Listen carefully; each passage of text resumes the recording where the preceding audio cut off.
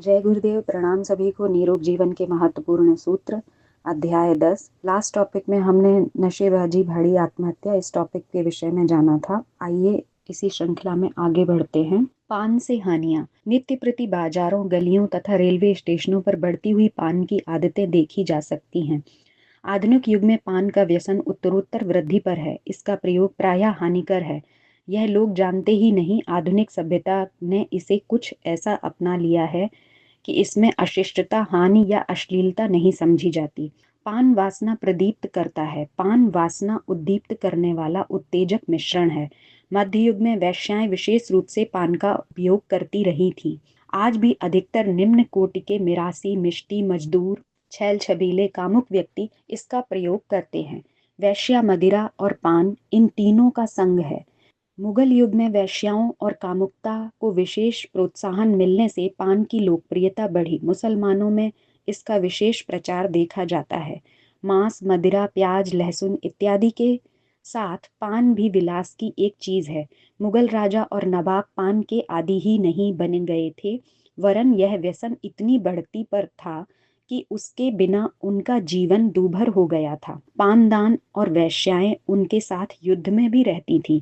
आजकल पान का प्रचार इतना बढ़ गया है कि साधारण व्यक्ति भी 2-4 खा ही लेना है। इस अभ्यस्त व्यक्ति 50 से 100 तक पान चबा जाते हैं। सुपारी को रंगीन काटकर खुशबूदार चीजें मिलाकर ऐसा आकर्षक बना दिया जाता है कि उसे खाना फैशन सा हो गया है।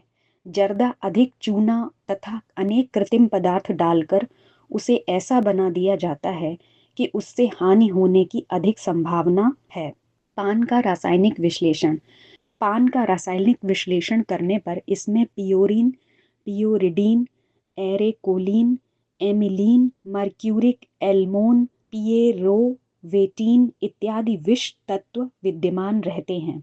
स्थान के वैभिन्न के साथ साथ पान के रासायनिक तत्व भी परिवर्तित होते रहते हैं। जैसे मद्रासी पान में पिएरोवेटिन नामक विष की मात्रा अधिक है। बंगला पान सबसे अधिक विषयुक्त समझा जाता है।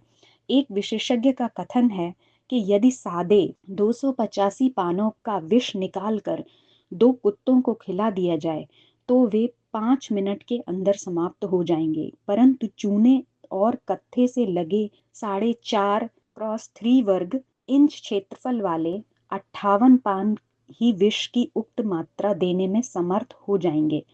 इसीलिए कत्थे चूने लगे पान सादे पान से अधिक विषैले प्रमाणित हुए हैं। पियारोवेटिन नामक विष हृदय गति को शिथिल तथा निष्क्रिय बनाने वाला होता है। अन्य विषों के कीटाणु मस्तिष्क पर आक्रमण करते हैं और उसकी सूक्ष्मता नष्ट कर देते हैं। इन विषों के अभाव में मस्तिष्क अशांत रहने लगता है, नींद का लोप हो जाता है। पान से कामेंद्रियां उत्तेजित रहती हैं तथा मन विषय वासनामय गंदे विचारों से परिपूर्ण रहता है। काम वासना को बढ़ाने के लिए यह आध्यात्मिक सात्विक प्रवृत्ति के व्यक्तियों के लिए विष तुल्य है। कहा जाता है कि एरकोलिन विष चूने तथा कत्थे से संयुक्त होकर अत्यंत कामोद्दीपक हो जाता है। यह पुरुष स्त्री के शुक्र तथा रज कीटों का नाश कर देता है। अधिक पान खाने से भूख कम हो जाती है। पान खा पानी पीकर ही तृप्ति हो जाती है।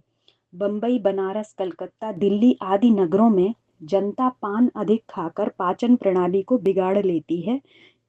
ऐसे व्यक्तियों को मंदाग्नि तथा कभी कभी अतिसार हो जाता है। पान का दांतों पर विषैला प्रभाव। पान का सबसे घातक प्रभाव दांतों पर होता है। सुपारी, चूना, कत्था, जर्दा इत्यादि के सूक्ष्म कण यत्र तत्र मसूड़ों तथा कटे हुए दांतों के छिद्रों में एकत्रित हो जाते हैं।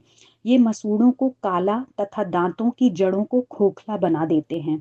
दांतों में कीड़े लग जाते हैं और प्रायः पायरिया नामक घातक रोग उत्पन्न हो जाता है। दांतों के इतने अस्पताल देखने से ज्ञात होता है कि 30-40 वर्ष की अवस्था में ही आधुनिक बाबुओं के दांत गिर जाते था या खोखले होकर अनेक बीमारियों की सृष्टि करते हैं। 100 में से 90 या इससे भी अधिक लोगों के दांत गिरने का कारण उनका पान का बहुत अधिक व्यवहार ही है।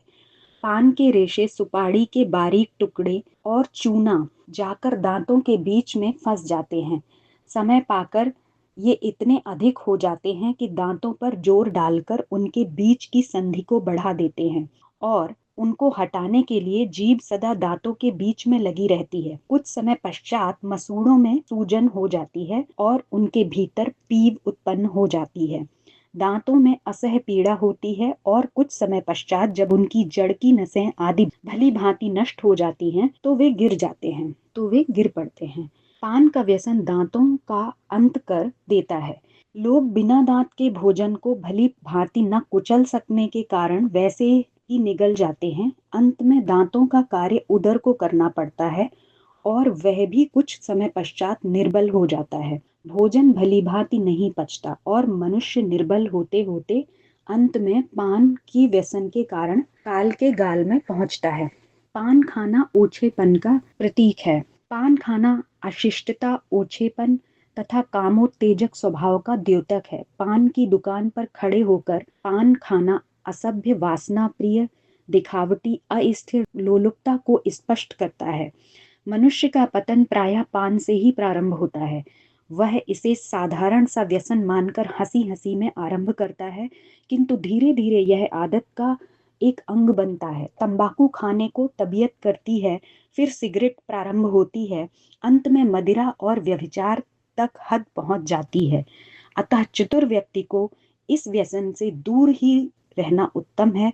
सुपारी का भी शौक बुरा है, इससे खुश्की रहती है, दांतों पर अनावश्यक बोझ पड़ता है, कुछ चबाए बिना मन नहीं मानता, मन एकाग्र नहीं हो पाता और चंचलता बढ़ती है।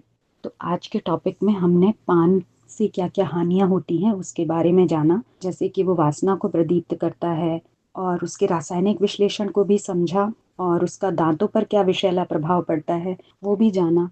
और इस तरह जो हम पान खाते हैं या जो भी लोग खाते हैं वो एक ओछेपन का भी प्रतीक है।